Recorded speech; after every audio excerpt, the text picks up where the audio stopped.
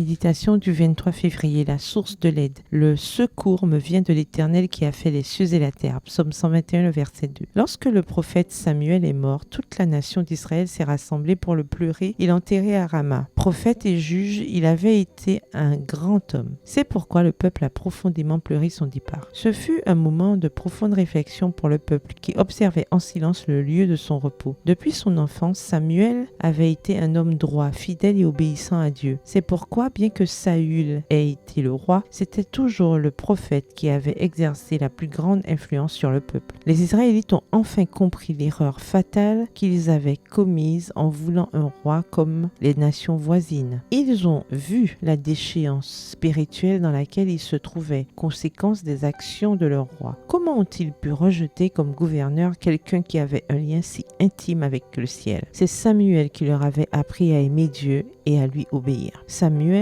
avait également été le fondateur et le directeur des écoles sacrées. C'était vers lui que le peuple se tournait en cas de difficulté, lui qui avait constamment intercédé auprès de Dieu en faveur des intérêts du peuple. Après sa mort, ils se sont sentis dans l'insécurité et abandonnés. C'est au moment où ils avaient le plus besoin de la sérénité et des conseils du prophète que Dieu a donné du repos à son vieux serviteur. Le roi était déséquilibré, allié de Satan, plus soucieux de préserver sa popularité et son pouvoir. Il n'y avait pas de justice et le chaos régnait. David n'a pas pu assister aux funérailles du prophète qu'il aimait, mais il a versé des larmes abondantes et sincères, comme le ferait un fils dévoué pour un père affectueux. David savait que la mort du prophète l'exposait encore plus à la colère et à la vengeance de Saül. Il sentait donc que sa vie était désormais plus menacée qu'auparavant. Alors que Saül s'occupait des funérailles de Samuel, David a recherché une plus grande sécurité en s'enfuyant dans le désert de Paran. C'est là qu'il a composé les psaumes 120 et 121, dont les paroles sont reprises